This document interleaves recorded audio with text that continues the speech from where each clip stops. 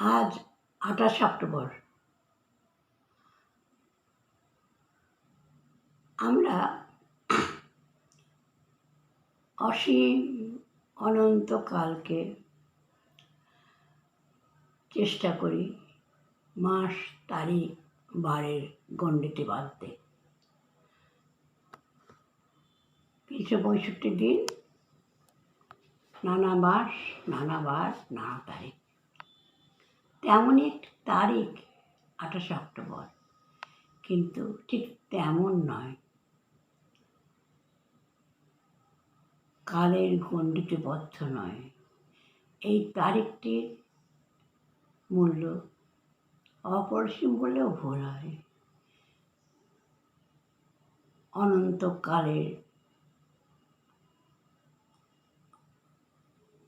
অনন্তকালের মধ্যে প্রসারিত এই তারিখটির গুরুত্ব যথার্থ। কেন এত গুরুত্ব? এই দিনটিতে জন্মেছিলেন ছোট্ট একটি ফুটফুটে শিশু, নাম তার মার্গারেট এলিজাবেথ নোবেল। কিন্তু বিশ্বে পরবর্তীকালে তার পরিচিতি নিবেদিতা নামে, সিস্টার নিবেদিতা। নিবেদন করা, নিজেকে নিঃশেষে তিলে তিলে এমন করে নিবেদন করা আর কারো জীবনেই বোধহয় দেখা যায়নি। জন্মসূত্রে আইরিশ, কিন্তু পরবর্তীকালে তিনি ভারতবাসীর থেকেও বেশি তার ভারত প্রেমের কথা বলতে গেলে একটা মহাভারত লিখলেও শেষ হয় না, আর বলার যোগ্যতাও বোধহয় আমাদের নেই। তো তার আবির্ভাবের দিনটিকে স্মরণ করে আমরা তাকে প্রণাম জানাই। শ্রীরামকৃষ্ণ সারদা সংঘ বালিকা বিদ্যালয়ের পক্ষ থেকে তাকে বিশেষ প্রণতি নিবেদন করি, কারণ তিনি বুঝেছিলেন শিক্ষা মূল্য অপরিসীম। শিক্ষাই মানুষকে উত্তরণের পথ দেখাতে পারে।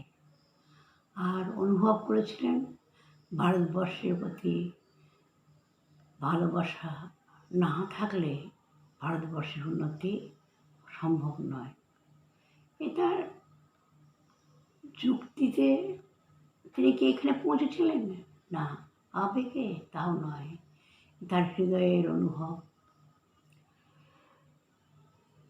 ভারতের কল্যাণ চিন্তায় তিনি যে কটি বছর ভারতবর্ষে ছিলেন, মাত্র 10টি বছরে আমরা বলতে পারি, প্রতিটি মুহূর্ত তিনি দিয়েছেন ভারতের সেবায়।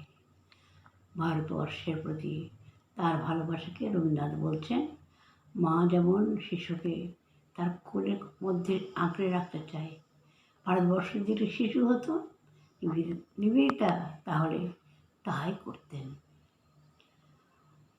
তিনি বলেছেন এইরকম ভালোবাসা দেখা যায় না। বিপিন কুমার একজন জাতীয়তাবাদী বাগ্মী, আমরা জানি। তার সঙ্গে নিবেদিতার সবসময় মতের মিল হতো না, কিন্তু একবার তিনি ইংল্যান্ডে একটি যাত্রা করে ভারতবর্ষের কিছু সূত্রে আলোচনা হচ্ছিল, তিনি যখন ভারতবর্ষের কথা প্রশংসা করেন, নিবেদিতা অভিভূত হয়ে তাকে বিশেষ সমাদর করেন। তিনি বলেছিলেন ভারতবর্ষের প্রতি ভালোবাসা কি জিনিস, তার নিবেদিতাকে দেখে আমি বুঝেছি। নিবেদিতা বলছেন ভারতবর্ষ ছিল স্বামীজির দিবাস্বপ্ন, গভীর নিশীথের স্বপ্ন। তার হৃদয়ে ভারতবর্ষ সঞ্চারিত হতো, শিষ্যা নিবেদিতার হৃদয়েও তাই। আজ আমরা তার ভারত প্রেম সম্পর্কে কিছু কথা শুনব। সুখ্যাত বক্তা এবং রামকৃষ্ণ বিবেকানন্দ নিবেদিতা সম্পর্কে গবেষণা চর্চায় তার জীবনটি নিয়োজিত সেই গোপেন্দ্র চৌধুরী মহাশয়ের কাছে। তিনি যে কিছু বক্তব্য রাখতে সম্মত হয়েছেন তার জন্য তাকে আমরা কৃতজ্ঞতা জানাই। আমি শুধু ছোট্ট একটি কথা স্মরণ করে আমার স্বাগত ভাষণ শেষ করব। প্রথমত, আপনারা রাম চ্যানেল এবং সত্যবিদ্যাকে আমার অশেষ কৃতজ্ঞতা। তারাও আজ নিবেদিতা স্মরণ করছেন। এই আমার নিত্যদিনের স্মরণীয় যেন আমাদের হয়, এই প্রার্থনা। মনে পড়ছে ছোট্ট একটি ঘটনা। কলকাতায় যুবকদের একটি বোর্ডিং হাউস ছিল সেই কালে, সালটা যতদূর সম্ভব মনে পড়ছে 1903। তারা নিবেদিতাকে একদিন আমন্ত্রণ করেছিলেন। নিবেদিতা ভালোবাসতেন ছাত্রদের, যুবকবৃন্দকে ভালোবাসতেন, কেন? তারাই দেশের ভবিষ্যৎ। তিনি সেখানে গেলেন, কথা প্রসঙ্গে জিজ্ঞেস করলেন ধর্ম কী, এই সম্বন্ধে তাদের মতামত কী। কেউ বললেন ধর্ম হলো নৈতিকতা, কেউ বললেন ধর্ম হলো ঈশ্বর উপাসনা, কেউ বললেন ধর্ম হলো জীবের সেবা। এরকম নানান জনে নানান কথা বললেন, সবগুলি সত্যতা রয়েছে। নিবেদিতা তার মান্যতাও দিলেন, কিন্তু তারপর একটি আশ্চর্য কথা বললেন এগুলি সবই ঠিক, তবু আমি তোমাদের আরও উচ্চ, আরও মহৎ ও পবিত্র একটি ধারণা দেব। সেটি হলো তোমাদের মাতৃভূমিকে জানা, তার শিল্প, সাহিত্য, সংস্কৃতি, আচার আচরণ সমন্বিত হৃদস্পন্দনকে অনুভব করা, নিজের মায়ের সঙ্গে যে নিকট সম্পর্ক, সেই সম্পর্কে দেশমাতৃকার পূজা, তাকে শ্রদ্ধা জ্ঞাপন, তাকে সেবা করা।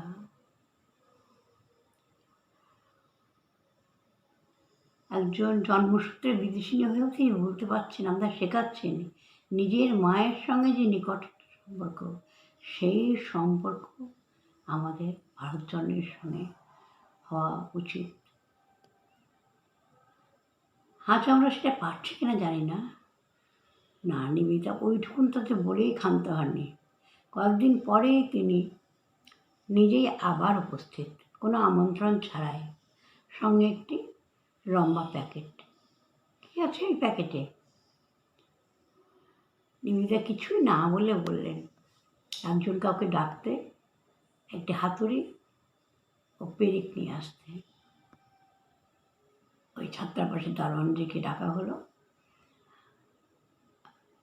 ঠিক দেওয়ালের মাঝামাঝি জায়গায় নিবেদিতা আঙুল দিয়ে দেখিয়ে দিলেন কোথায় পেরেকটি বসানো হবে। তিনিও হাত লাগালেন, পেরেকটি বসানো হলো।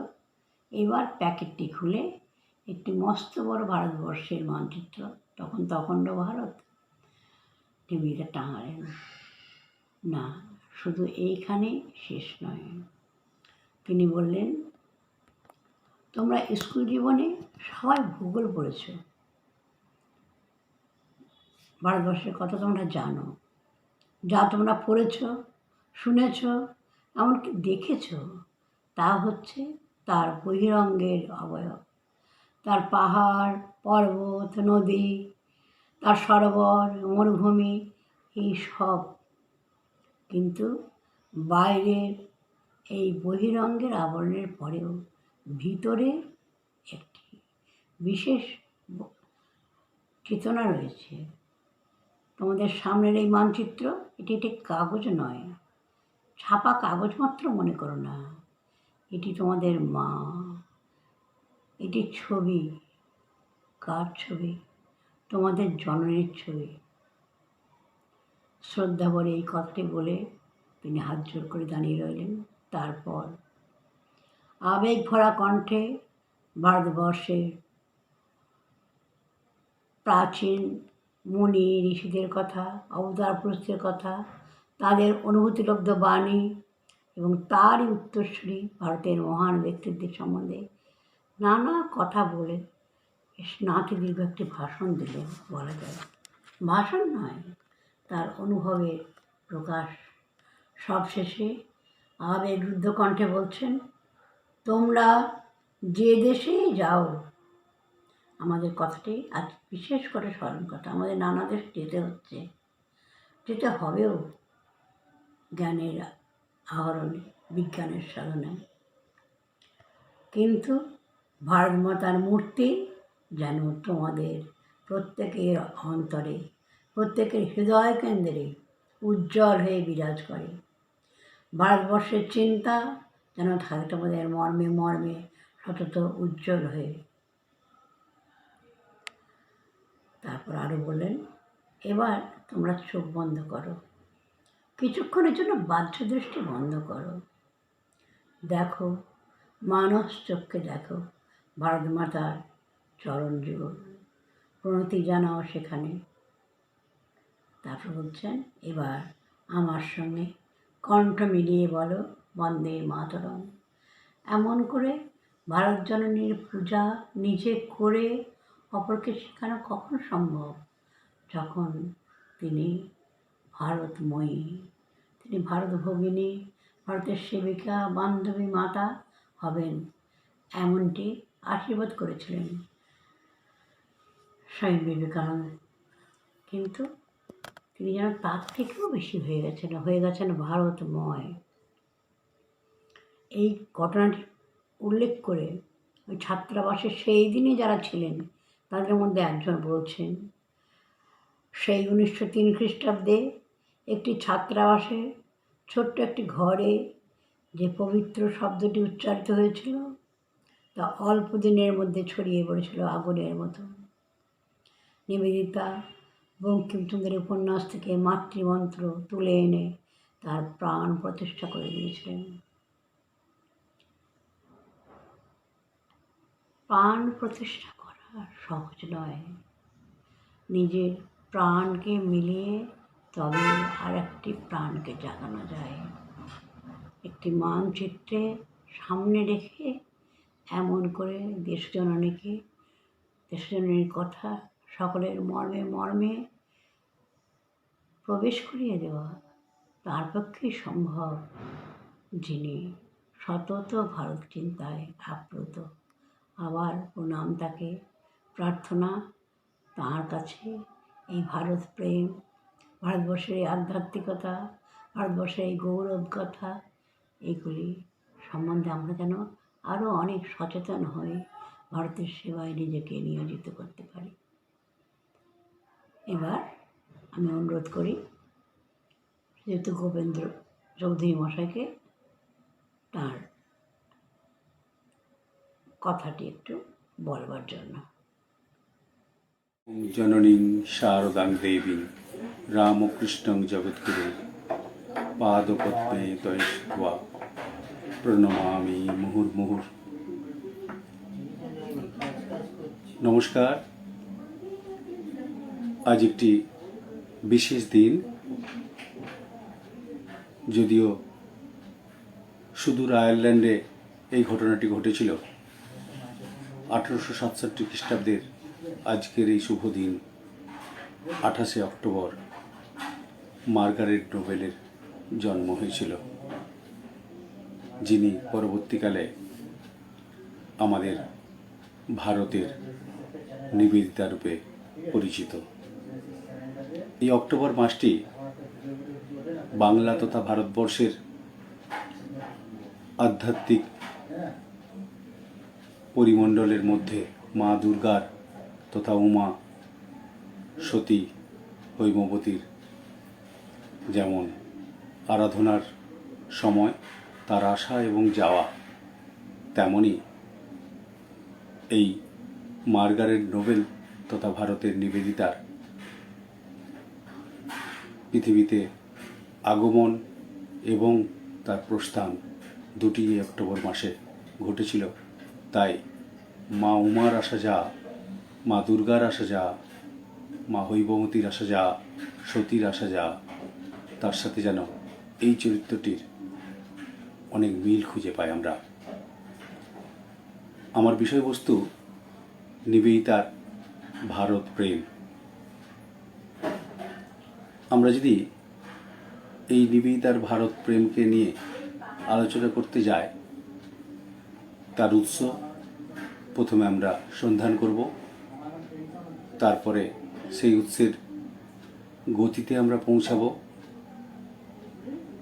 সেই গতির বিস্তারে আমরা এগিয়ে যাব অবশেষে তার পরিণতিতে পৌঁছাবো। এই 4টি ধাপে যদি আমরা এগোই, আলোচনাটি পরিপুষ্টতা লাভ করবে। আমার মনে হয় যাদের অনুরোধে এই অনুষ্ঠানটি সংগঠিত হচ্ছে, বেলগাছিয়া সারদা সংঘ,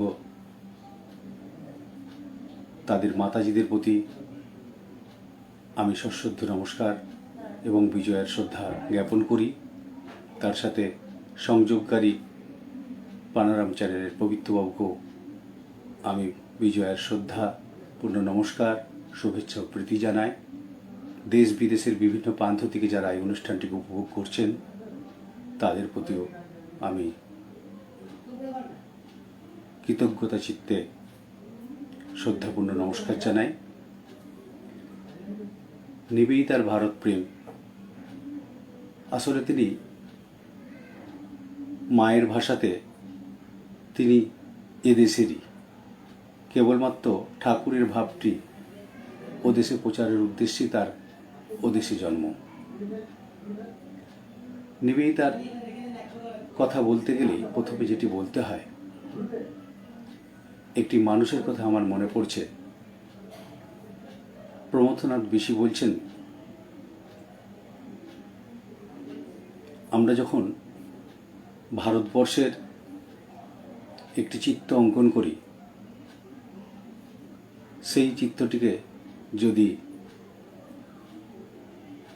মাতৃ তথা নারী শক্তিরূপে কল্পনা করি, সেই শক্তিকে সামনে রেখে যে সমস্ত দেশি বিদেশিরা এদেশকে ভালোবেসেছিলেন তাদের মধ্যে নিবেদিতা অন্যতম। তার জীবন কাহিনী এবং তার এদেশে মানুষের সেবায়, এদেশের শুধু সেবাই বললে ভুল হবে, এদেশের সংস্কৃতি সভ্যতায় এই সমাজকে বলিষ্ঠ করতে, এদেশের মানুষকে তার দেশাত্মবোধে সমৃদ্ধ করতে, তার দেশকে চিনতে যে মহিলাটি চিনিয়েছিলেন তার নাম ভগিনী নিবেদিতা। আসলে নিবেদিতা ভারতবর্ষেরই। মা একটি কথা বলতেন, ঠাকুরের ভাব প্রচারের জন্যই তার ওদেশে জন্ম। আসলে নিবেদিতা আমাদেরই কন্যা। আরও একটু পরিষ্কার করে বলতে গেলে, আয়ারল্যান্ডে জন্মগ্রহণ করেছিলেন মার্গারেট নোবেল, তিনি আয়ারল্যান্ডের। আর নিবেদিতা ভারতবর্ষে জন্মগ্রহণ করেছিলেন, কারণ 1898 খ্রিস্টাব্দে ভারতবর্ষে আসার পরে এই মার্গারেট নোবেলকে নীলাম্বরবাবুর বাগান বাড়িতে, তখন রামকৃষ্ণ মঠ এবং মিশনের যে 3য় অধ্যায় শুরু হচ্ছে, বরানগর থেকে আলমবাজার, আলমবাজার থেকে নীলাম্বরবাবুর বাগান বাড়ি, সেখানে যখন মঠের অবস্থান, সেই সময় সেই ঠাকুর ঘরে শিবের পূজা করিয়ে নিবেদিতাকে ব্রহ্মচারী মন্ত্রে দীক্ষিত করে স্বামী বিবেকানন্দ তার নামকরণ করেছিলেন নিবেদিতা। ভারতবর্ষের জন্য নিবেদিত প্রাণ। সেদিন থেকেই তার জন্ম হলো নিবেদিতা রূপে। অর্থাৎ আয়ারল্যান্ডের মার্গারেট নোবেল ভারতবর্ষের নিবেদিতা রূপে জন্মগ্রহণ করলেন 25শে মার্চ 1898 খ্রিস্টাব্দ বেলুড়ে নীলাম্বরবাবুর বাগান বাড়িতে। অর্থাৎ নিবেদিতা আমাদের। নিবেদিতার ভারত প্রেম নিয়ে যখন আলোচনা করতে চলেছি, সেখানে নিবেদিতার ভারত প্রেমের উৎস, নিবেদিতার ভারত প্রেমের গতি, নিবেদিতার ভারত প্রেমের বিস্তার, অবশ্যই অবশেষে তার পরিণতি, এটি নিয়ে আলোচনা করতে গেলে আমাদের নিবেদিতার জীবনটিকে যদি 3টি ভাগে ভাগ করি, তার জন্ম আয়ারল্যান্ডে, তার শিক্ষা এবং তার কর্মজীবনের শুরু লন্ডনে, তার পরের অধ্যায় ভারতবর্ষে আসা 1898 খ্রিস্টাব্দে, জানুয়ারি মাসে। নিবেদিতা ভারতবর্ষে আসার পরে একটু যদি জিস্ট করে নিই, তিনি কি করলেন ভারতবর্ষে এসে, ভারতবর্ষে কতদিন ছিলেন। সর্বসাকুল্যে 1898 সালে তিনি প্রথমে 1.5 বছর কাটিয়েছেন, তারপরে পাশ্চাত্যে ফিরে গেছেন 1899 খ্রিস্টাব্দের 20 জুন, তারপরে ফিরে এসেছেন 1902 খ্রিস্টাব্দের ফেব্রুয়ারি মাসের 8-9 তারিখে। তারপরে টানা 5.5 বছর থেকেছেন। আবার তিনি 1907 খ্রিস্টাব্দে চলে গেছেন পাশ্চাত্যে, ফিরেছেন 1909 খ্রিস্টাব্দের মাঝামাঝি। অর্থাৎ প্রথমে 1.5 বছর, তারপরে 5.5 বছর, তারপরে 1909 খ্রিস্টাব্দ থেকে 1910 খ্রিস্টাব্দের ডিসেম্বর মাস পর্যন্ত আবার 1 বছর কিছুটা সময়। 1910 সালের ফেব্রুয়ারি মাসে তিনি আসার পরে তার জীবনের শেষ দিন পর্যন্ত ভারতবর্ষে কাটিয়েছেন।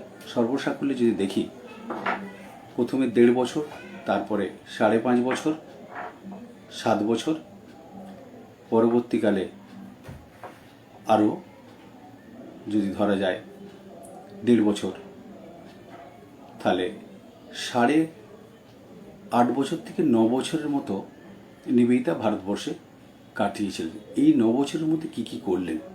প্রথম 1.5 বছরের মধ্যে যেটি উল্লেখযোগ্য, তিনি ভারতবর্ষে এসেছেন, ভারতবর্ষকে জেনেছেন, ভারতবর্ষের সমাজের সাথে পরিচিত হয়েছেন, ভারতবর্ষের জনগণের সাথে পরিচিত হয়েছেন। 1.5 বছরের মধ্যে ভারতবর্ষকে চিনেছেন, ভারতবর্ষের মানুষের সাথে মিশেছেন। স্বামী বিবেকানন্দ তাকে যে ভারতবর্ষের সন্ধানটি লন্ডনে 1895 খ্রিস্টাব্দে দেওয়া শুরু করেছিলেন, তিল তিল করে ভারতবর্ষের প্রতি তার শ্রদ্ধা, ভারতবর্ষের প্রতি তার প্রেম, ভারতবর্ষের প্রতি তার আকাঙ্ক্ষা বাড়তে শুরু করেছিল। তারপরে 3টি বছর অপেক্ষা করে 1898 খ্রিস্টাব্দে তিনি ভারতবর্ষে পদার্পণ করেন। এই 1.5 বছরের মধ্যে তিনি যেটি করেছিলেন, ভারতবর্ষকে পুরোপুরি চাক্ষুষ করেছেন। যেটি স্বামীজি চিঠিতে পেয়েছেন, স্বামীজির মুখ থেকে শুনেছেন, সেটি চাক্ষুষ করার সুযোগ পেয়েছিলেন 1.5 বছরের মধ্যে। ভারতবর্ষকে জানা তার জীবনের মধ্যে পরিপূর্ণতা লাভ করল। তার পরের 5.5 বছর 1902 খ্রিস্টাব্দের ফেব্রুয়ারি মাস থেকে যে 5.5 বছর ভারতবর্ষে ছিলেন, তখন ভারতবর্ষের মানুষকেই তিনি, ভারতবর্ষের সমাজকেই তিনি ভারতবর্ষের জীবনযাত্রার সাথে নিজে মিলে মিশে ভারতবর্ষের মানুষকেই ভারতবর্ষের সাথে পরিচয় করিয়ে দিয়েছিলেন। ভারতবর্ষের মানুষ তার আগে ভারতবর্ষে জন্মগ্রহণ করেছেন। ভারতবর্ষে জন্মগ্রহণকারী মানুষগুলি, ভারতবর্ষে শিক্ষা দীক্ষাপ্রাপ্ত মানুষগুলি, তারা ভারতবর্ষ সম্পর্কে জানতে এবং চিনতে খুব একটা আগ্রহী ছিলেন না। তারা আনন্দে বসবাস করতেন, কিন্তু ভারতবর্ষের সাথে তাদের পরিচিতি ছিল না। এই পাশ্চাত্যে জন্মগ্রহণকারী মহিলাটি ভারতবর্ষের মানুষকেই ভারতবর্ষের সাথে পরিচিত করে দিলেন ওই 5.5 বছর ধরে। তার পরের যে 1.5 বছর, সেটি নিবেদিতার পুরোপুরি তার নিজের উপলব্ধি এবং ভারতবর্ষের মানুষের উপলব্ধি। এইবার আসা যাক উৎস। আমরা দেখব 1898 সালে নিবেদিতা এই দেশে আসার পরে স্বামী বিবেকানন্দ তাকে প্রথম যে থাকার ব্যবস্থাটি করলেন, পার্ক স্ট্রিট অঞ্চলে একটি হোটেলে কদিন থেকেছেন। তারপরে তার থাকার ব্যবস্থা হলো সারাবুল এবং ম্যাগলাউড ভারতবর্ষে আসার পরে স্বামী শারদানন্দজির সাথে ওই 1898 সালেও তারাও ফিরেছেন। বেলুড় মঠের সবে জায়গাটি কেনা হয়েছে। ওই বেলুড় মঠে তাদের প্রথম থাকার সুযোগ হলো। ভারতবর্ষের আধ্যাত্মিক শক্তি 1,500 বছরের জন্য স্বামী বিবেকানন্দ যে শ্রীরামকৃষ্ণ স্বরূপ ভারতবর্ষময় শক্তিটি সনাতন আদর্শের শক্তিটি, আধ্যাত্মিক শক্তিটি বিচরণ কেন্দ্ররূপে প্রতিস্থাপন করেছেন বেলুড় মঠ। সেই বেলুড় মঠ যেখান থেকে বিশ্বময় আজকে ভারতবর্ষের আধ্যাত্মিকতা, সনাতন আদর্শের আলোটি বিশ্বের মানুষকে আলোকিত করার উদ্দেশ্যে বেলুড় মঠ স্থাপন করেছেন। সেখানে প্রথম কিন্তু রাত্রিবাসের সুযোগ গ্রহণ করেছিলেন এই ভগিনী নিবেদিতা তথা মার্গারেট নোবেল এবং ওই বাকি দুই মহিলা সারা বুল এবং ম্যাকলাউড। এই বেলুড় মঠে প্রথম রাত্রিবাসের সুযোগ পেয়েছিলেন। সেই বেলুড় মঠে থাকার সময় স্বামীজি রোজ সকালে নীলাম্বরবাবুর বাগান থেকে এসে ব্রেকফাস্টের পরে ওই আম গাছের তলায় বসে যে বাড়িটি সহ অর্ধভঙ্গ বা জীর্ণ বাড়িটি সহ জায়গাটি কেনা হয়েছিল 15 একর তথা 22 বিঘের মতো জায়গা, সেই জায়গার মধ্যে যেটি অবস্থান করছিল সেই জীর্ণ বাড়িটি বুলের পয়সাতে সারিয়ে তাদের থাকার ব্যবস্থা হয়েছিল। অল্প কিছুদিন যদিও ছিলেন সেখানে থাকার সময় দিন দিন করে স্বামীজি যেটি প্রথম করলেন, এদেশের মানুষকে চেনাবার জন্য স্বামীজি তাকে প্রথমে বাংলা ভাষা অর্থাৎ এদেশের সমাজের সাথে, এদেশের মানুষের সাথে মিশতে গেলে, তাদের সেবা করতে গেলে স্বামীজি যে উদ্দেশ্যে তাকে এনেছেন সেটি পরিপূর্ণতা লাভ করতে গেলে প্রথমে এই মানুষটির সাথে এদেশের মানুষের ভাষার যাতে কোনো রকম অন্তরায় না থাকে সেই জন্য তাকে বাংলা ভাষায় শিক্ষার জন্য স্বামী সদানন্দ এবং স্বামী স্বরূপানন্দকে দায়িত্ব দিলেন। তারা তাকে বাংলা শিখিয়ে বাংলা ভাষায় কথা বলা বা বাংলা ভাষা বুঝতে পারার উপযোগী করে তুললেন, যাতে এই সমাজের সেবায় সেটি কাজে লাগতে পারে। এদেশের মানুষকে তিনি ভালোবাসবেন, জানবেন, এদেশের মানুষের সাথে পরিচিত হবেন, তাদের সেবায় লাগবেন। যদি ভাষাটি ঠিকমতো তাদের না জানেন সেটি তো অন্তরায় হয়ে দাঁড়াবে। তাই প্রথম কাজটি স্বামীজি সেটি করেছিলেন এবং ভারতবর্ষের যে ছবিটি তিনি এঁকেছেন নিবেদিতার মনে প্রাণে হৃদয়ে পাশ্চাত্য থেকে 1895 খ্রিস্টাব্দে, সেটিকে চাক্ষুষ করার উদ্দেশ্যে 11ই মে 1898 খ্রিস্টাব্দে তাকে নিয়ে ভারতবর্ষের আধ্যাত্মিক শক্তির স্ফুরণ কেন্দ্র হিমালয় সেদিকে যাত্রা করলেন। ভারতবর্ষের আসল ছবিটি সমাজ, হিমালয়, ভারতবর্ষের মানুষ, তাদের সাথে আলাপ করিয়ে দিলেন। তার আগে যেটি করলেন প্রথমের দিকেই এই সমাজের সাথে পরিচয় করিয়ে দেওয়ার জন্য স্টার থিয়েটারে 11ই মার্চ 1898 খ্রিস্টাব্দে একটি সভা, সেখানে ইন্ডিয়ান মিরর পত্রিকার একটি কলমে লেখা হচ্ছে, নরেনবাবু লিখছেন, নরেনদেব লিখছেন, সেখানে একটি অসাধারণ ঘটনা।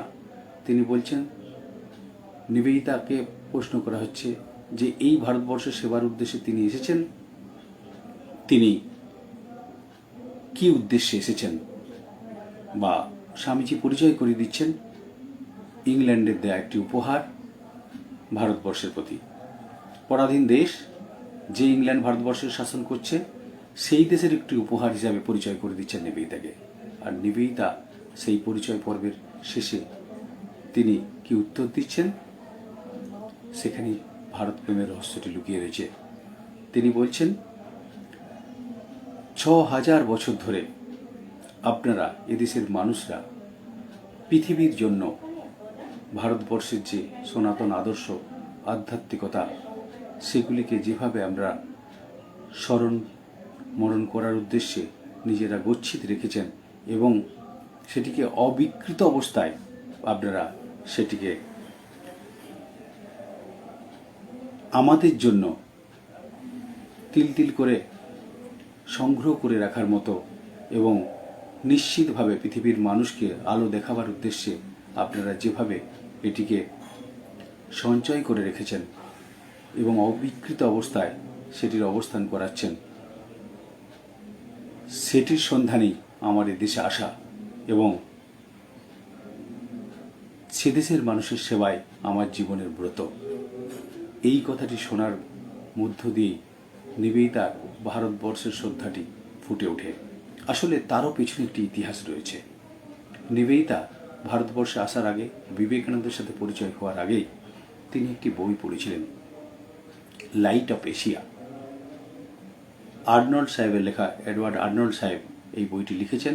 এই বইটি প্রকাশিত হয়েছিল 1879 খ্রিস্টাব্দে। এই বইটি ব্রিটেন সহ পাশ্চাত্যে তথা ইউরোপিয়ান কান্ট্রিগুলিতে ভীষণভাবে আলোড়ন সৃষ্টি করে দিয়েছিল। সেখানে বুদ্ধের চরিত্রটি ছিল বহুজন হিতায় বহুজন সুখায়, নিজের জীবন উৎসর্গ করার কাহিনী। সেটিকে সামনে রেখেই কিন্তু নিবেদিতা ভারতবর্ষকে তার শ্রদ্ধার বস্তুরূপে খুঁজে পেয়েছিলেন। সেই ভারতবর্ষতে আসার সুযোগ পেয়ে তিনি গর্ব অনুভব করা তো স্বাভাবিকই।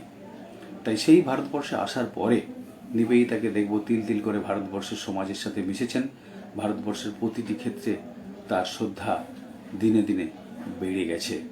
সেখানে একটি কারণ, ভারতবর্ষকে কেবলমাত্র একটি দেশ হিসাবে তিনি দেখেননি, ভারতবর্ষকে পবিত্র স্নিগ্ধ একটি উৎস মন্দির হিসাবে দেখেছেন। সেই উৎস মন্দিরে কি রয়েছে? পৃথিবীর মানুষের বেঁচে থাকার আলো রয়েছে, যে সন্ধানটি তিনি করেছেন, যেটি তিনি খুঁজে পেয়েছেন। নিবেদিতা ভারতবর্ষে আসার পরে ওই 1.5 বছরের মধ্যে ভারতবর্ষের মানুষের সামনে, সমাজের সামনে যেভাবে তিনি মিশে গেলেন, সেখানে দেখা যাবে তিনি একটির পর একটি ঘটনা যেগুলি ঘটাচ্ছেন, সেটি এই যে মা সারদা দেবীর যে চিত্রটিকে আমরা পুজো করি, পবিত্রতার স্বরূপিণী মা, বিশ্ব জননী, জগৎ জননী রূপে যাকে আমরা পুজো করছি, তার সাথে তিনি আলাপ করেছেন। আলাপ করার পরে আমরা কেউ ভাবিনি পরবর্তীকালে এই জগৎ জননীর যে ছবিটি, সেটি নিবেদিতা তার নিজের বাড়িতে, অর্থাৎ ওই 16-17 নম্বর বোসপাড়া লেনে, 16 নম্বর বোসপাড়া লেনে তখন নিবেদিতা রয়েছেন। সেই বাড়ির ছাদে তার ছবি তোলার ব্যবস্থা করেন। বিদেশি এক চিত্রকারকে দিয়ে সেই ছবিটি তুলেন, যেটি আজকের দিনে আমাদের রামকৃষ্ণ মঠ মিশন নয়, প্রতিটি ভারতবাসীর শান্তি পবিত্রতার স্বরূপিণী মা সারদা দেবীর ছবিটিকে আমরা পুজোর আসনে বসিয়ে রাখি। নিবেদিতাই সেই দায়ভারটি গ্রহণ করেছিলেন এবং সেটি করে রেখেছিলেন বলেই ওই মূর্তিটি আমরা আজকে পূজার আসনে খুঁজে পাই। এই বৃহৎ কাজটি নিবেদিতার দ্বারাই সংগঠিত হয়েছিল। নিবেদিতা ওই 1.5 বছরের মধ্যে যে কাজটি করেছিলেন, প্লেগে মানুষের সেবায় ঝাঁপিয়ে পড়েছেন এবং শুধু প্লেগের মধ্যে ঝাঁপিয়ে পড়েননি, এদেশের মানুষকে তিনি চিনে ফেলেছিলেন। চেনার পরে এই সমাজটির মধ্যে নিজের জীবনটিকে বিলিয়ে দেওয়ার অঙ্গীকার করেছিলেন। একটি স্কুল খোলা হয়েছে, সেই স্কুলটিতে কি ঘটবে না, এদেশের মানুষকে শিক্ষার আলো দেখাবে। এদেশের নারীরা স্বামী বিবেকানন্দকে যে উদ্দেশ্যে আমরা চিঠি লিখতে দেখেছি নিবেদিতাকে, 2টি চিঠি খুব এ বিষয়ে প্রাসঙ্গিক। স্বামী বিবেকানন্দ পাশ্চাত্য থেকে চলে আসবেন 7ই জুন 1896 খ্রিস্টাব্দে। স্বামী বিবেকানন্দের স্টেনোগ্রাফার গুডউইনকে দিয়ে একটি চিঠি পাঠাচ্ছেন, হাতে চিঠিটি দিয়ে পাঠাচ্ছেন নিবেদিতার বাড়িতে। সেই চিঠিতে তিনি ভারতবর্ষে সেই বুদ্ধের আদর্শটিকেই তুলে ধরছেন। বহুজন হিতায় বহুজন সুখায় জীবন উৎসর্গ করেছিলেন বুদ্ধ, এবং তাকে সামনে রেখেই শত শত বুদ্ধের আজ প্রয়োজন। অর্থাৎ নিবেদিতার মধ্যে ভারতবর্ষের সেবা নয়, মানুষের সেবার উদ্দেশ্যে তাকে যেন তিনি জাগিয়ে দিচ্ছেন।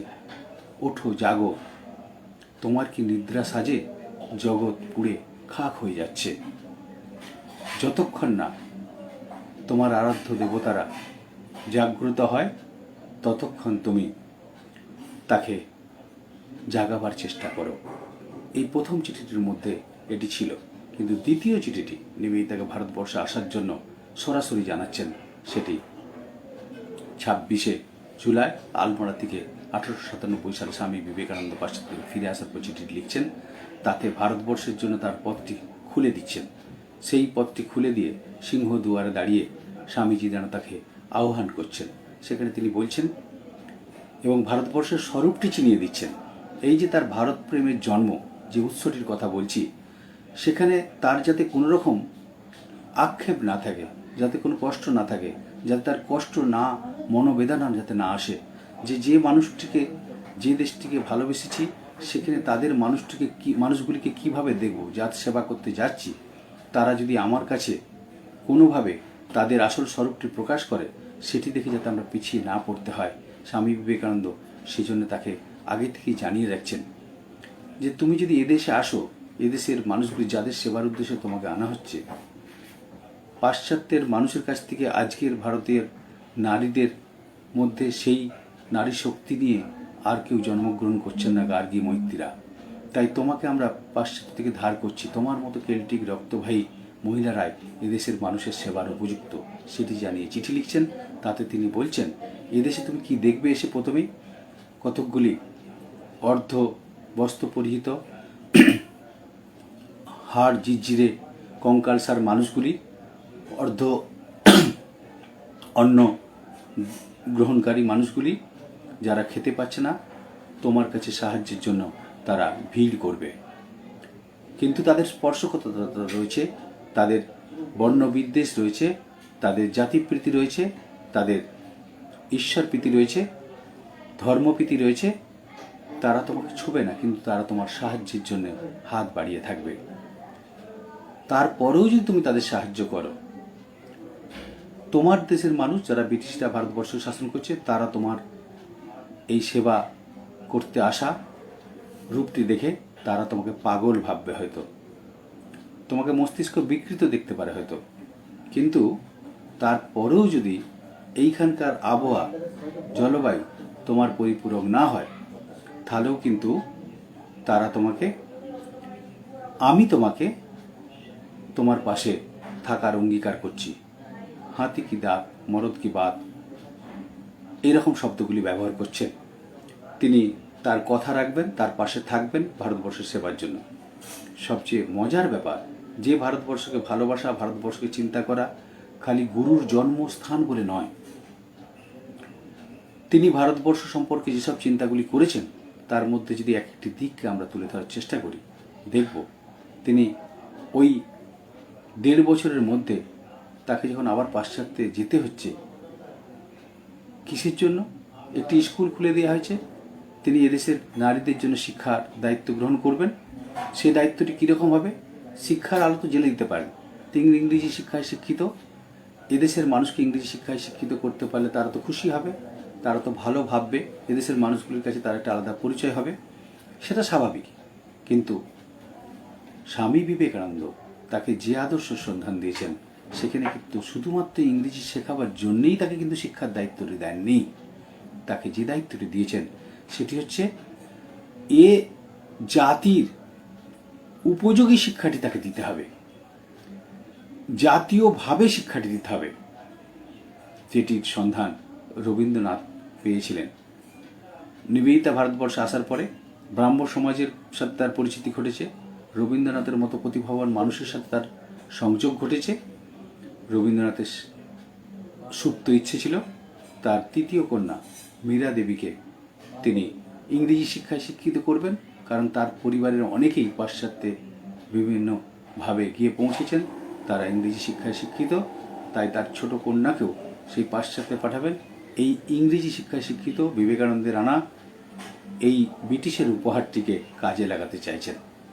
রবীন্দ্রনাথ তার বাড়িতে গিয়ে তার সুপ্ত ইচ্ছেটি একদিন তাকে জানালেন যে আমি ইংরেজি শিক্ষায় শিক্ষিত করতে চাই, আমার মেয়েটিকে দায়িত্ব তুমি নাও। নিবেদিতা তাকে যে উত্তরটি দিয়েছিলেন, তার মধ্যে তার ভারত প্রেমের আসল রহস্য লুকিয়ে রয়েছে, যেটি স্বামী বিবেকানন্দের কাছ থেকে তিনি পেয়েছিলেন।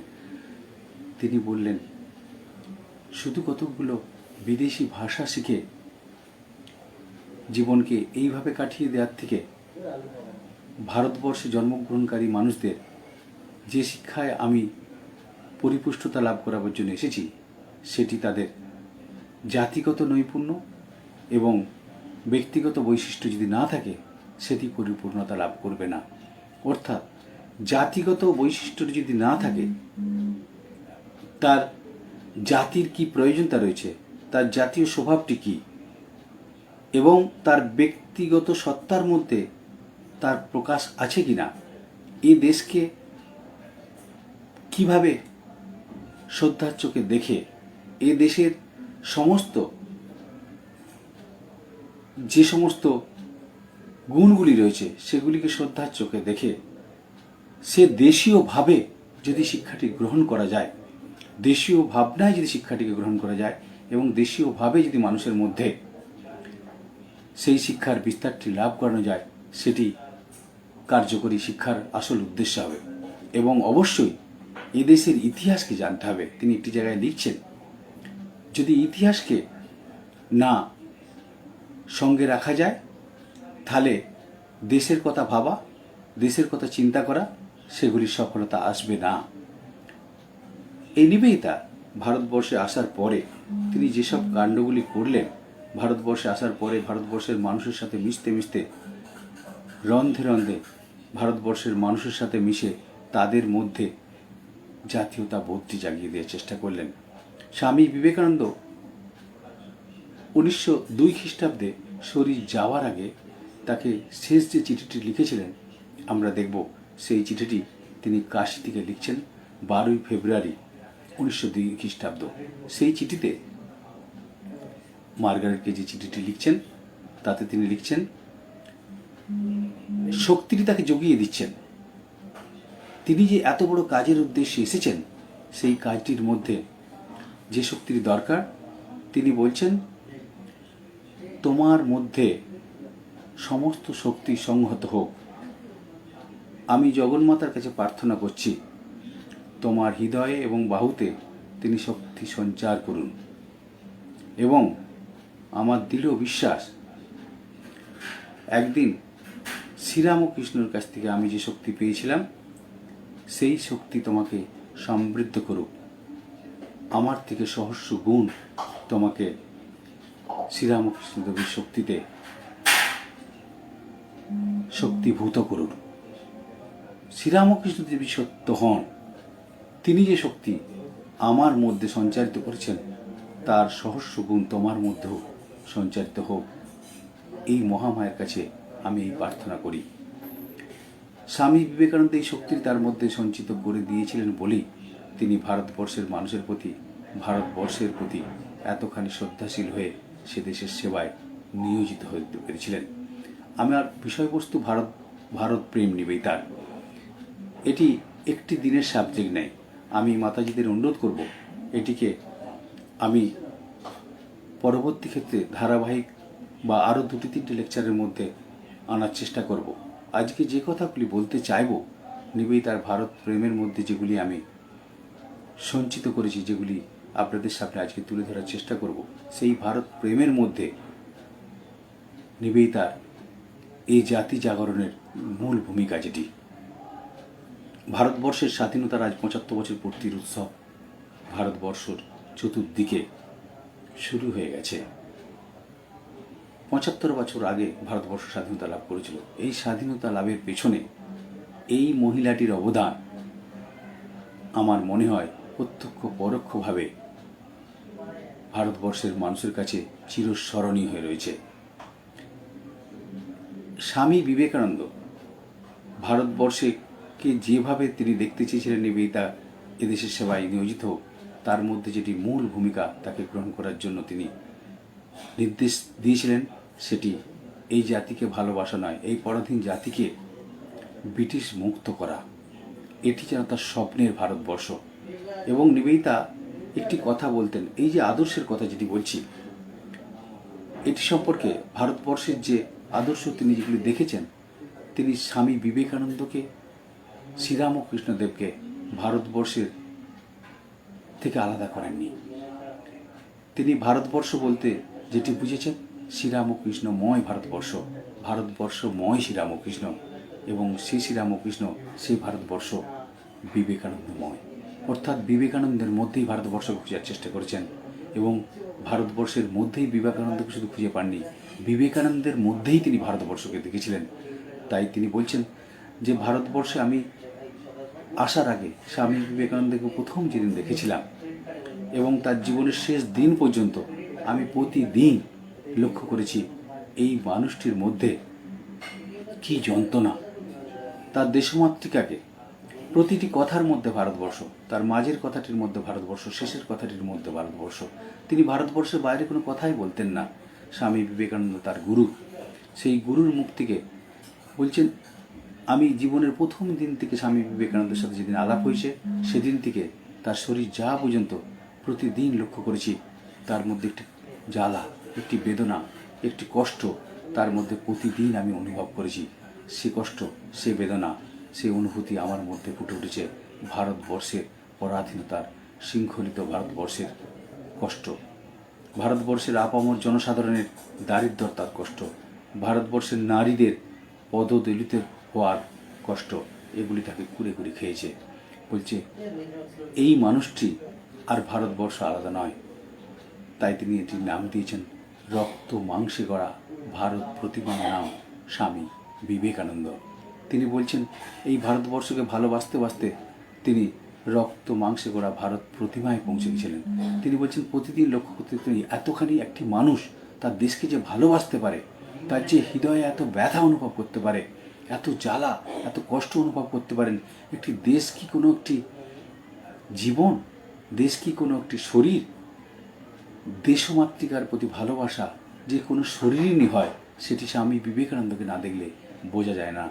তাই স্বামী বিবেকানন্দের এই ভারতবর্ষ তথা ভারতবর্ষের সমস্ত দিকগুলিকে নিবেদিতার দৃষ্টিতে যদি নিয়ে আসি, আমাকে অবশ্যই যেতে হবে হেমচন্দ্র ঘোষের কথায়। হেমচন্দ্র ঘোষ একটি অসাধারণ কথা বলছেন। তিনি বলছেন আমার ভাষায় নিবেদিতা কে ছিলেন সে বর্ণনা করতে গিয়ে আমাকে প্রথমে যেটি বলতে হবে, নিবেদিতা দুটি রূপে কাজ করেছেন। কীরকম? স্বামী বিবেকানন্দের সমগ্র ভারত প্রেমটিকে তিনি মহাদেবের মতো নিজের জীবনে প্রথমে গ্রহণ করেছেন। দুর্ভেদ্য দুর্জয় ওই শক্তিপূর্ণ স্বামী বিবেকানন্দের ভারত প্রেমটিকে তিনি মহাদেবের মতো গ্রহণ করেছেন। নিজের জীবনে সেটিকে শুধু গ্রহণ করেননি, সেটিকে নিজের জীবনময় তিনি ভারত মাতৃকাকে তিনি নিজের জীবন সত্তার মধ্যে মিলিয়ে দিয়েছেন। মিলিয়ে দেওয়ার পরে ওই মহাদেবের মতো ধারণ করার পরে ভগীরথের মতো ছুটেছেন ভারতবর্ষের এক প্রান্ত থেকে আর এক প্রান্তে পৌঁছেছেন। সেই নিবেদিতা শ্রীরামকৃষ্ণের রূপ যে ভারতবর্ষ, সেই ভারতবর্ষের স্বরূপটিকে স্বামী বিবেকানন্দের ভারত প্রেমের মাধ্যমে সেটি ভারতবর্ষের কর্নারে কর্নারে পৌঁছে দিয়েছেন নিবেদিতা। নিবেদিতা কীভাবে পৌঁছেছেন? যখন স্বামী বিবেকানন্দের শরীর চলে যায় 1902 খ্রিস্টাব্দে, আমরা দেখব 15ই জুলাই সাউথ সুবারবান স্কুলে ভবানীপুর অঞ্চলে একটি স্মরণ সভা হচ্ছে বিবেকানন্দের স্মৃতির উদ্দেশ্যে। সেখানে সভাপতিত্ব করছেন রবীন্দ্রনাথ ঠাকুর। সেখানে নিবেদিতাকে তিনি সরাসরি প্রশ্ন করছেন, what is your next course of action? এর পরের আপনার দায়ভার কী এই ভারতবর্ষের জন্য? নিবেদিতার শরীর, মন, হৃদয় ভেঙে চুরমার হয়ে গেছেন স্বামী বিবেকানন্দের অকালে চলে যাওয়াটি। তিনি মেনে নিতে পারেননি। সেটি দেখেছিলাম আমরা বেলুড় মঠে, যখন তার দাহ হচ্ছে, একটি গাছের তলায় বসে বসে হাউ হাউ করে কাঁদছেন, চোখের জলে ভেসে যাচ্ছে, সামনের আকাশ বাতাস তার কাছে যেন ঝাপসা লাগছে। পঞ্চভূতে বিলীন হচ্ছেন স্বামী বিবেকানন্দ। সেই দৃশ্যের সময় তিনি স্বামী বিবেকানন্দকে খুঁজে বেড়াচ্ছেন, কোথায় মানুষটি চলে গেল? যাকে সামনে রেখে, যাকে স্বপ্নে আদর্শ ভেবে নিজের জাতি, নিজের ধর্ম সমস্ত কিছু ত্যাগ করে এসেছিলাম, সেই মানুষটি তো আজকে আমার সামনে থেকে চলে গেল। আমি কি নিয়ে থাকব? তখন যেটি দেখেছিলেন, এদেশের মানুষকে সেবা করা, এদেশের মানুষকে দেখা, হাড় চিরচিরে কঙ্কালসার মানুষগুলি তার সেবার উদ্দেশ্যে অপেক্ষা করছে, সেটি তিনি পড়ন্ত বিকেলে ওই পঞ্চভূত বিলীন হতে যাওয়া স্বামী বিবেকানন্দের তেজোদ্দীপ্ত মূর্তিটি অগ্নিতে যেন প্রজ্বলিত হচ্ছে, সেখানে তিনি দেখতে পাচ্ছেন স্বামী বিবেকানন্দ বলছেন, কে বলল তোমার আরাধ্য, তোমার গুরু চলে গেছেন বা তোমার কাছ থেকে সরে গেছেন?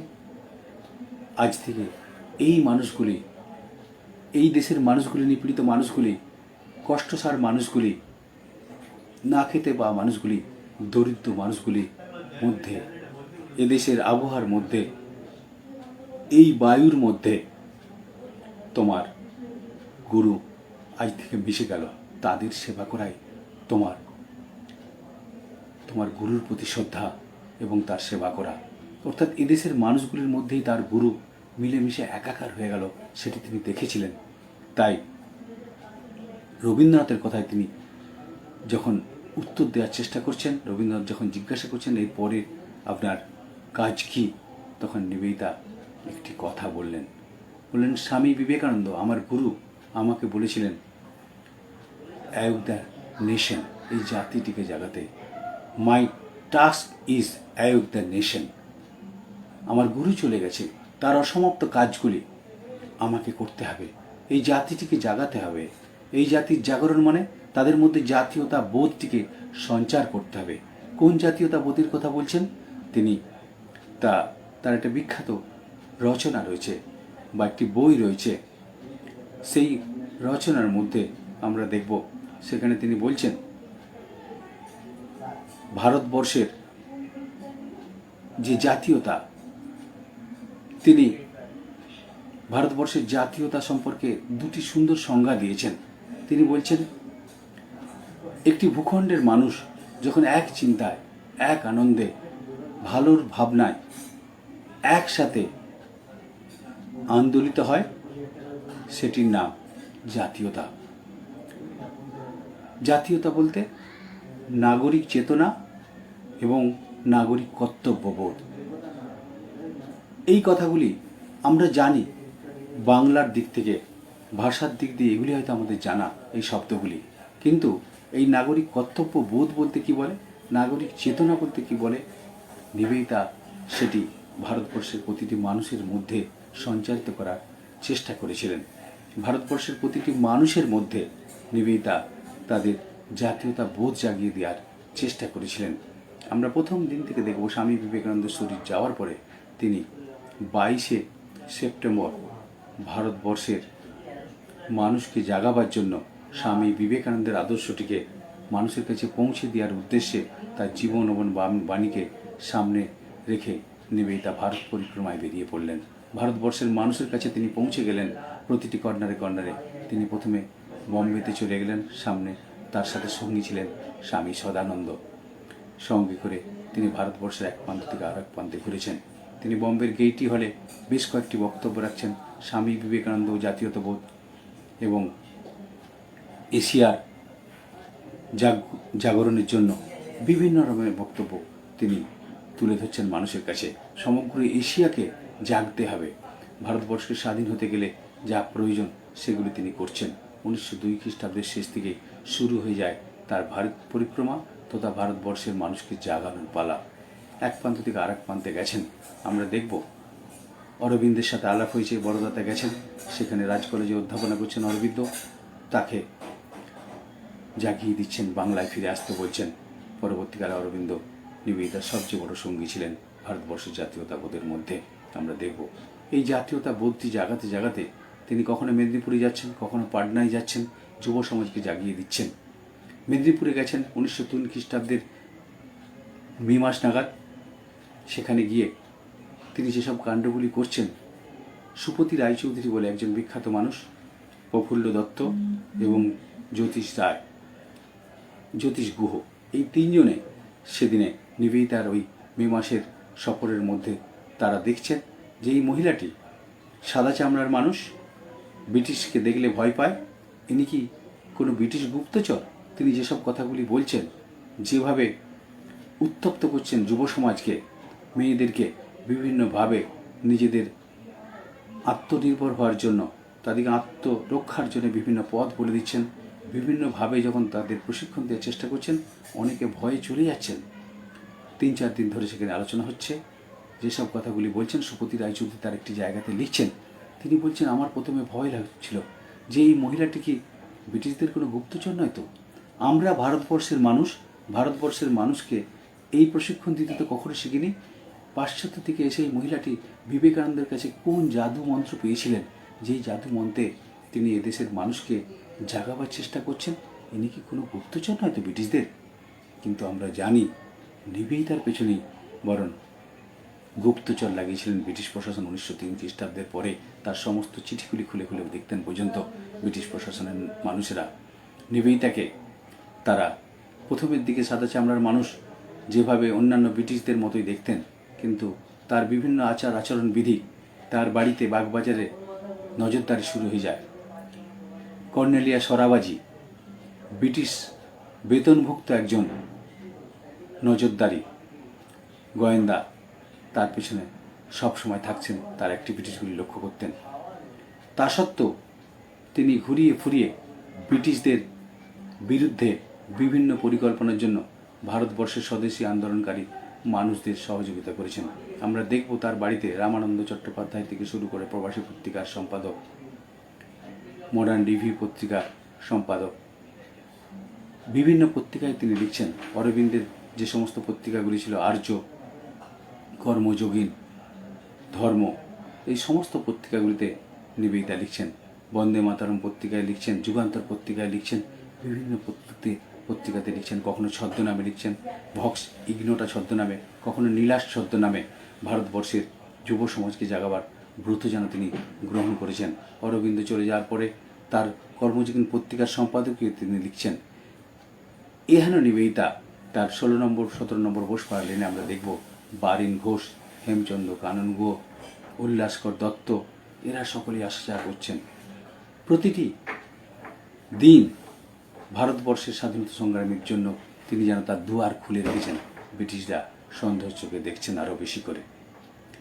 এই হেন নিবেদিতা ভারতবর্ষের যুব সমাজকে এগিয়ে দেওয়ার পেছনে বা স্বাধীনতা সংগ্রামে মানুষকে উদ্বুদ্ধ করার পেছনে যে সমস্ত কাহিনীগুলি তার সহকারী ছিল, আপনারা সকলেই জানেন। আয়ারল্যান্ডের স্বাধীনতার ইতিহাসে তার পরিবার, তার মামা দাদু, বিশেষ করে হ্যামিল্টন, বাবা রিচমন্ড নোবেল এবং তার দাদু জন নোবেল, এরা সকলেই কিন্তু আয়ারল্যান্ডের স্বাধীনতার ইতিহাসে এক একটি ভূমিকা গ্রহণ করেছেন। তাই স্বাধীনতার রক্ত যে তার মধ্যে রয়েছে, সে শক্তি সে কিন্তু কাজে লাগবেই ভারতবর্ষের স্বাধীনতার উদ্দেশ্যে। রামকৃষ্ণ মঠ মিশনের তৎকালীন যে চিন্তা ভাবনা, রাজনীতির বাইরে থেকে এদেশের মানুষকে দেশাত্মবোধে উদ্বুদ্ধ করা, নিবেদিতার যে প্রয়াস, সেটি নিবেদিতা রামকৃষ্ণ মিশনকে ডাইনে বাঁয়ে রেখে তার পথ চলা। তৎকালীন রামকৃষ্ণ মিশনের যারা কর্মকর্তা, তারা সেগুলিকে অনুমতি দিয়েছিলেন, যদিও তাদের সাথে সুসম্পর্ক ছিল, কিন্তু রাজনীতির আঙ্গিকে থেকে তার গুরুর আদর্শ এবং ভারতবর্ষের এই আধ্যাত্মিক শক্তির যে সংস্থা, এই রামকৃষ্ণ মিশনকে কোনোভাবে যাতে অপবিত্র বা কলুষিত না হয় অন্যের চোখে, তাই তিনি সেটিকে দূরত্ব ঠিক মতো বজায় রেখে তার ভারতবর্ষের স্বাধীনতার কাজগুলি ঠিকভাবে তিনি পালন করেছেন। আমরা দেখব ভূপেন্দ্রনাথ দত্ত, স্বামী বিবেকানন্দের ছোট ভাই, তাকে সব রকমভাবে সাহায্য করেছেন। নয় স্বামী বিবেকানন্দের ভাই বলে নয়, তিনি একজন ভারতবর্ষের সত্যিকারের বিপ্লবী বলে তার প্রতি শ্রদ্ধা জানিয়ে তাকে সব রকম সাহায্য করেছেন এবং ব্রিটিশদের বিরুদ্ধে সমস্ত কার্যকলাপে তাকে সহযোগিতা করেছেন। নিবেদিতা ভারতবর্ষের এক প্রান্ত থেকে আরেক প্রান্তে গেছেন। আমরা দেখব ওই চাপেকর ভ্রাতৃত্রয়, হরিহর চাপেকর পুনে অঞ্চলে থাকতেন, মহারাষ্ট্রে। তাদের বিখ্যাত কাহিনীর ইতিহাস আপনাদের হয়তো সকলে জানা নেই। সেই বাড়িতে গেছেন দ্বারিকা দেবী, তার মা। হরিহর চাপেকরের পুত্র 22শে এপ্রিল বা 22শে জুন হতে পারে, 22শে জুন 1897 খ্রিস্টাব্দে ওই রান্ডে সাহেব, যিনি ভারতবর্ষে প্লেগ রোগের কমিটির মধ্যে ছিলেন, সেই কমিটির মধ্যে থাকা সত্ত্বেও তিনি সরকারি একটি অনুষ্ঠানে আনন্দ উৎসবে মেতে গিয়েছিলেন। প্লেগের দায়িত্ব থাকা সত্ত্বেও প্লেগ নিবারণকারী যে সংস্থা, ব্রিটিশদের কমিটি তৈরি হয়েছিল, সে দায়িত্ব ঠিকভাবে পালন করছিলেন বলে হরিহর চাপেকরের বড় ছেলে দামোদর চাপেকর এবং তার মেজ ছেলে বালকৃষ্ণ, তারা আর একজন বিনায়ক রানেডে, তারা ওই রান্ডে সাহেবকে গুলি করে মারার চেষ্টা করেন। 3রা জুলাই মারা যান রান্ডে সাহেব। শুধু মারা যাননি, পরবর্তীকালে বিনায়ক রানাডে, দামোদর চাপেকর এবং বালকৃষ্ণ চাপেকর এবং তাদের ছোট ভাই তারও ফাঁসি হয়ে যায়। একটি পরিবার থেকে 3টি ভাইয়ের ওই রকম ফাঁসির দড়িতে চলে যাওয়া। 17ই এপ্রিল 1898 খ্রিস্টাব্দে ফাঁসি হয়েছিল দামেদর চাপে করে। 1899 খ্রিস্টাব্দে 8ই মে খুব সম্ভবত ফাঁসি হয়ে যায় মেজ ভাই, এবং ছোট ভাইয়ের ফাঁসি হয় তার 2 দিন পরে 10 তারিখে।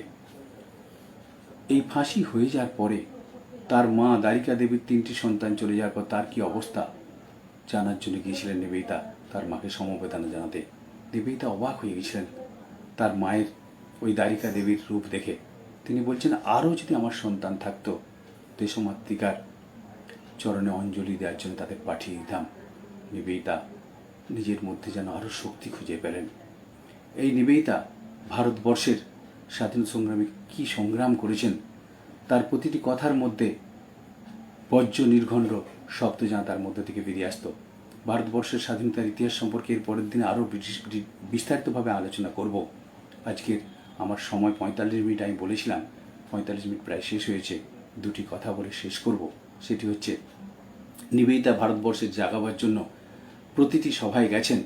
বম্বে থেকে, মহারাষ্ট্র থেকে শুরু করে তিনি ওই বরোদা অঞ্চলে গেছেন, পাটনাতে এসেছেন, নাগপুরে গেছেন। প্রত্যেক জায়গায় যুব সমাজকে উদ্বুদ্ধ করার জন্যে যে কথাটি বলতেন, ভারতবর্ষের যুব সমাজকে উদ্বুদ্ধ করার জন্য, তাদের মধ্যে উৎসাহ জাগাবার জন্যে, তাদের ভারতীয়ত্ব বোধ জাগিয়ে দেওয়ার উদ্দেশ্যে যে কথাটি বলতেন, বলেন, you all are Indian. You should respect her. You go round her. You should respect her tradition, her customs, each and everything as worship. You respect her like your father and mother. You all are required first to know your history. You go round her. You respect her. You respect her tradition, her customs, each and everything. ভারতবর্ষের যুব সমাজকে এমনভাবে উদ্বুদ্ধ করছেন, প্রতিটি মানুষ যেভাবে স্বাধীনতা সংগ্রামে ঝাঁপিয়ে পড়ছেন, নিবেদিতার জীবনে একটি নতুন অধ্যায় যেন জাতীয়তাবোধের মধ্যে আমরা সেগুলি খুঁজে পাই। তিনি ভারতবর্ষের জাতীয়তাবোধ বলতে যেটি বলতে চাইতেন সেটি অন্য কিছু নয়। তিনি এক জায়গায় বলছেন, ভারতবর্ষের ঋষি মহারিষির মধ্যে যে শক্তি সঞ্চারিত হয়ে রয়েছে, ভারতবর্ষের মহাপুরুষদের মধ্যে যে শক্তি সঞ্চারিত হয়ে রয়েছে, শিক্ষিত পণ্ডিতদের মধ্যে যে শক্তি সঞ্চারিত হয়ে রয়েছে, ছোট ছোট রাজ্যগুলির মধ্যে ধর্মের মধ্যে যে শক্তি নিহিত রয়েছে, সেটি আসলে ভারতবর্ষের জাতীয়তা রূপে আজকে প্রকাশিত হচ্ছে। তাকে আপনারা শ্রদ্ধা করুন। জাতীয়তা সম্পর্কে শ্রদ্ধা জানাতে গিয়ে একটি জায়গায় সুন্দরভাবে বলছেন, হে ভারতবর্ষের জাতীয়তা, তুমি মানে অপমানে, তুমি শ্রদ্ধায় আমাকে তোমার জন্য ঠাঁই দাও। শুধু ঠাঁই নয়, তুমি আমাকে তোমার করে নাও, তুমি আমার জায়গায় এসে অবস্থান করো। নিবেদিতা ভারতবর্ষের স্বাধীনতা সংগ্রাম ইতিহাসে যেসব কাণ্ডগুলি ঘটিয়েছেন, তার শরীর যাওয়ার পরে যে কথাটি আমরা দেখব, 23শে অক্টোবর শরীর যাওয়ার পরে ওই 1911 খ্রিস্টাব্দের 23শে অক্টোবর নন্দলাল বোসের ঘরে যে স্মরণ সভাটি হয়েছিল, সেখানে মতিলাল ঘোষ অমৃতবাজার পত্রিকার কর্ণধার যে কথাটি বলেছিলেন, সে কথা দিয়ে আজকের আলোচনা শেষ করব। তিনি বলছেন, এই মহিলাটি বাগবাজার এই ছোট্ট জায়গার মধ্যে অবস্থান করতেন। এদেশের এই এলাকার এই পাড়ার তিনি প্রতিবেশী হয়ে গেছিলেন, কিন্তু তার যে কার্যকলাপ, তার যে ভারত প্রেম, তার যে ভারতবর্ষের মানুষের প্রতি শ্রদ্ধা, সেগুলি আজ ভারতবর্ষের কর্নারে কর্নারে পৌঁছে গেছে।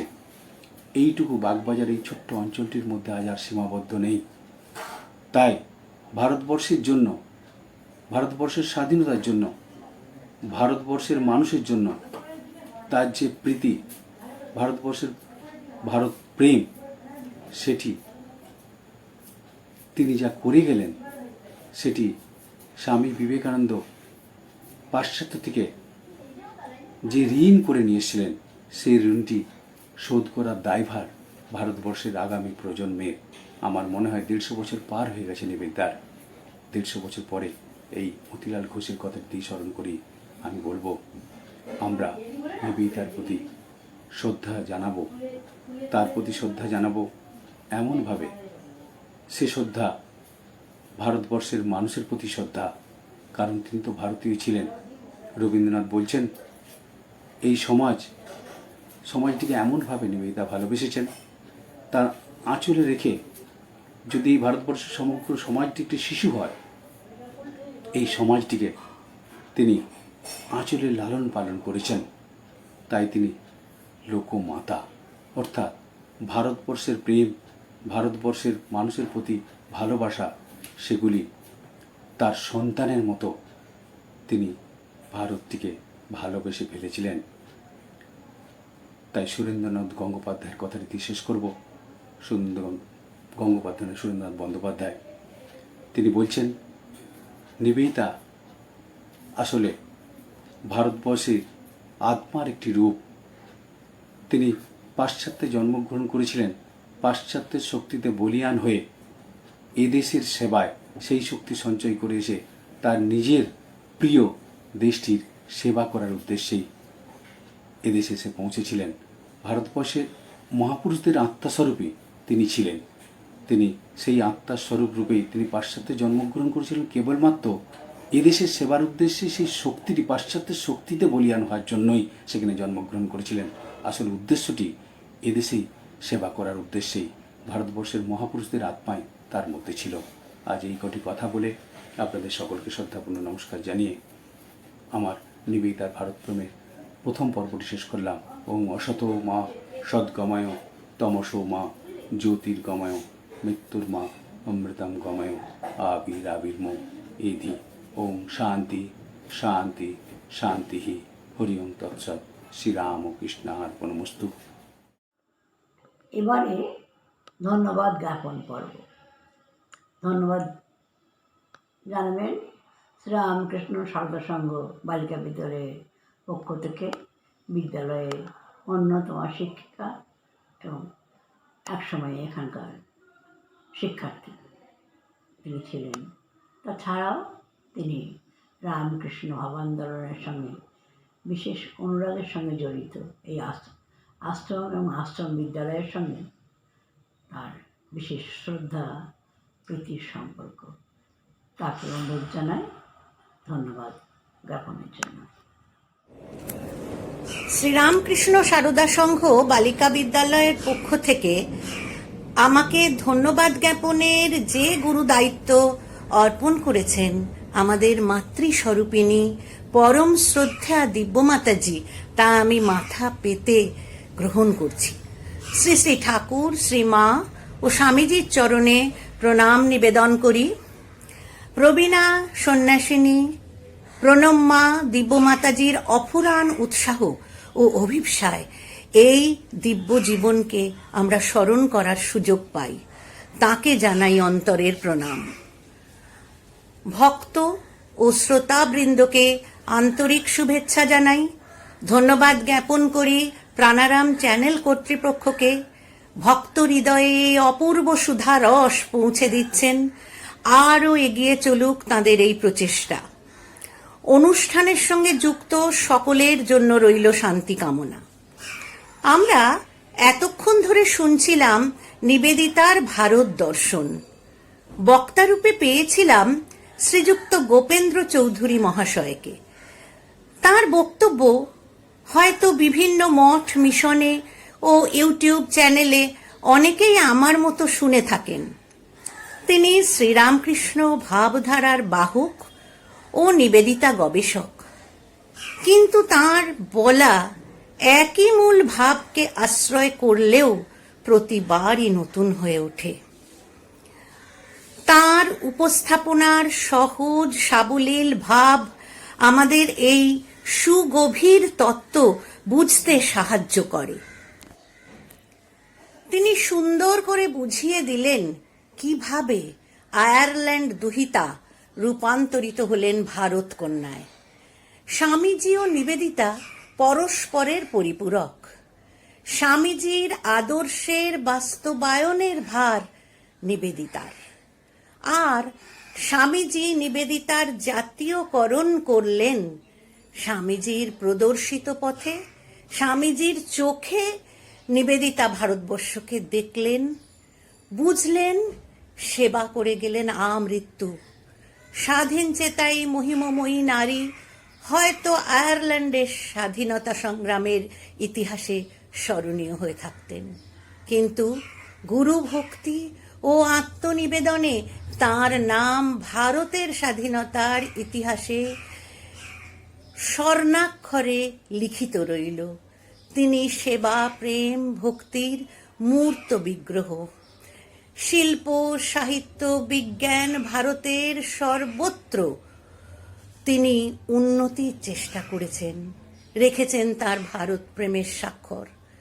সর্বশেষে বক্তা প্রার্থনা রাখলেন নিবেদিতার আলোকে যেন আমরা আলোকিত হই। তার এই প্রার্থনা পূর্ণ হোক। যুব মানসে তিনি উপলব্ধ হন, সর্বযুগে সর্বকালে তিনি প্রাসঙ্গিক। তাঁর পুণ্য জীবন আরও আলোচিত হোক। সকলের মঙ্গল কামনা করি। ওং পূর্ণমদ পূর্ণমিদং পূর্ণাৎ পূর্ণমুদচ্যতে পূর্ণস্য পূর্ণমাদায় পূর্ণমেবাবশিষ্যতে। নমস্কার। রাম প্রাণারাম প্রাণারাম প্রাণারাম প্রাণারাম প্রাণারাম। কি যেন লুকানো নামে তাই মিষ্ট এত তব নাম। প্রাণারাম প্রাণারাম প্রাণারাম প্রাণারাম প্রাণারাম প্রাণারাম।